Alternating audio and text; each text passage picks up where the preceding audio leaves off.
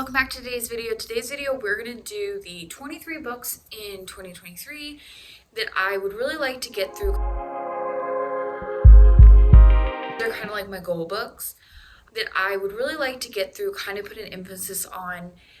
I can't guarantee you I'm going to get them all read.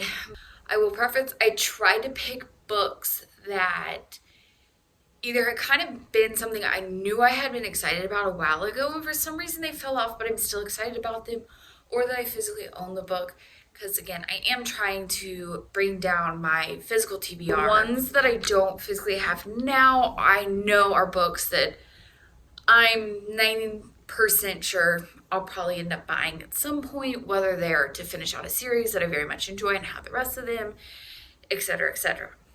These are not in any particular order of like the number 1 to the number 23. It's just kind of a selection of what I saw. This is on my March TBR read, so 90% sure it's going to get read. One of the first books, Rules Are Meant to Break by Natalie Williamson. My cover got messed up. I do have another copy. This is a romance novel. I did go to school and was friends with the girl who wrote this book. I'm excited to, one, support her and also see what she read. I know she was an avid reader. Some of the books that she read in high school, I read and I still have and love. Really excited for that. Just forewarning that I will have a partial biased review of this. Another one on my list is The Last Grudge, which is the third in the Jessica Niemi series by Matt Seek. I read The Witch Hunter in February, 5-star. That was a reread for me. I will be rereading Ice Coven. It's the second in the series before The Last Grudge comes out. I do plan to purchase that. This one is The Golden Enclaves by Naomi Novik. This is the third and final in the Scholomance trilogy. It is a YA fantasy about a school that is essentially, the first book was called A Deadly Education. It's a school that these kids go to. There's all this Maleficari that they kind of have to fight off as they're learning, and then they have to like literally fight to get out of the school, and you can't leave until you graduate. This is the final installment in that trilogy.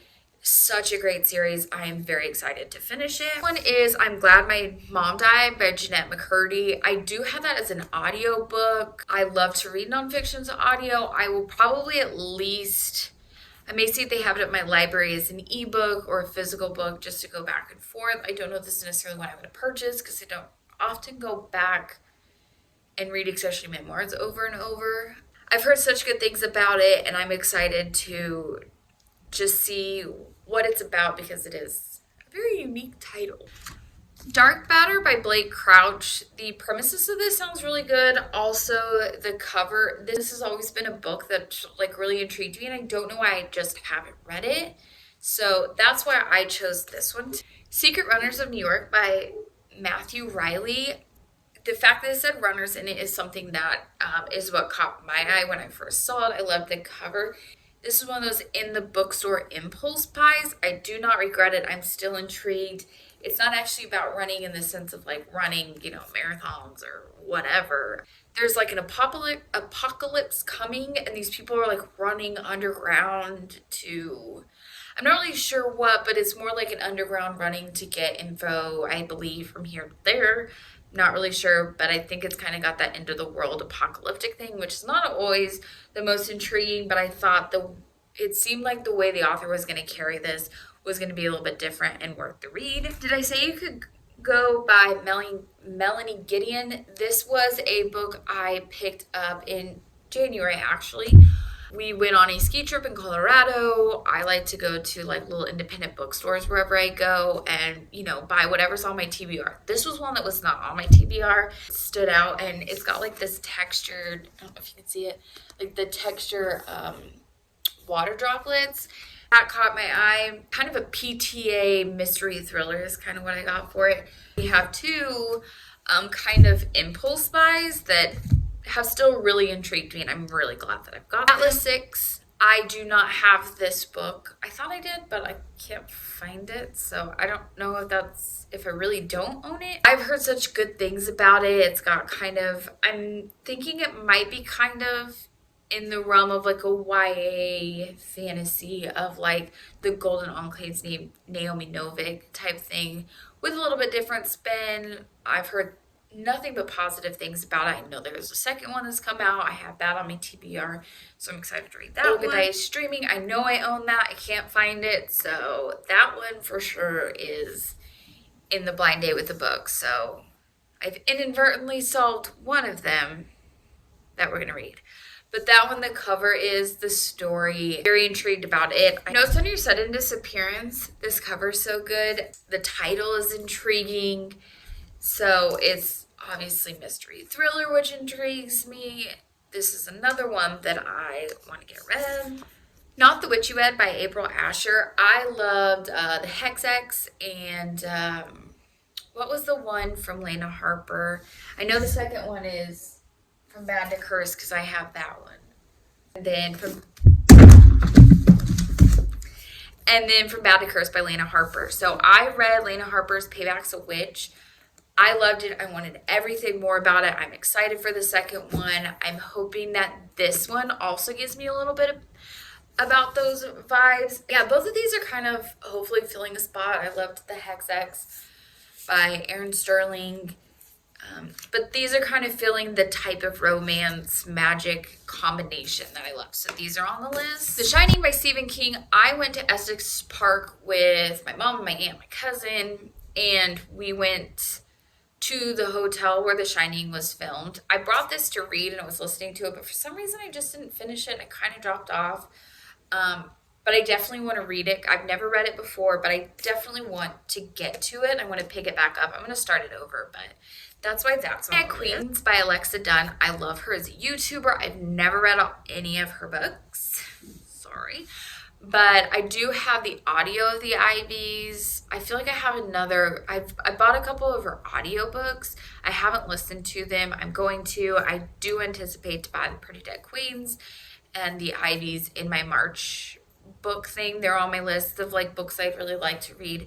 So, and I've heard great things about Pretty Dead Queens. I've heard great things about the Ivies, but I want to do Pretty Dead Queens because I've heard that one's fantastic.